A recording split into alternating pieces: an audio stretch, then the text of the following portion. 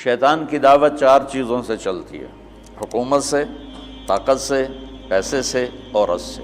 غلط عورت، بری نہیں، غلط عورت۔ الدنیا کلھا متاع وخیر متاعها المرأة الصالحہ، دنیا مختصر سامان زندگی ہے اور اس کی سب سے اعلیٰ درجے کی چیز نیک عورت ہے۔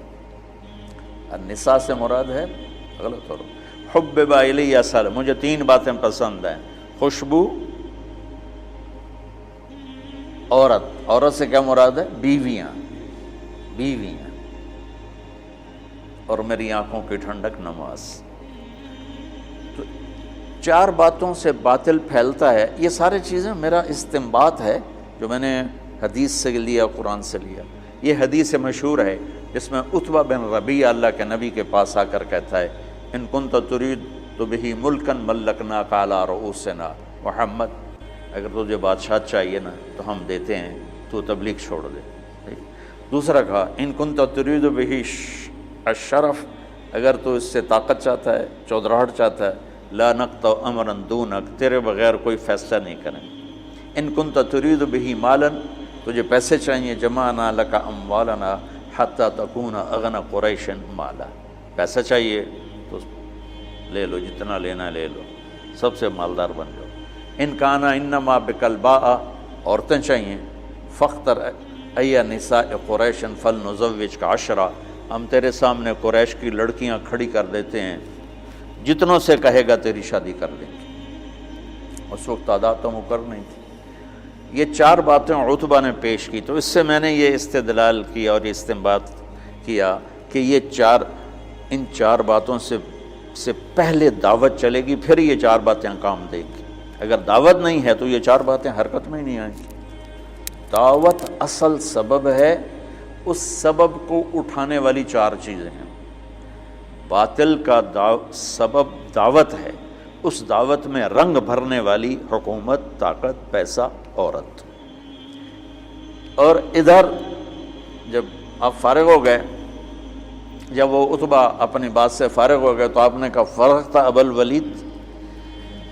الولید، تو فارغ ہے، تیری بات پوری ہوگی؟ انہوں نے کہا ہاں۔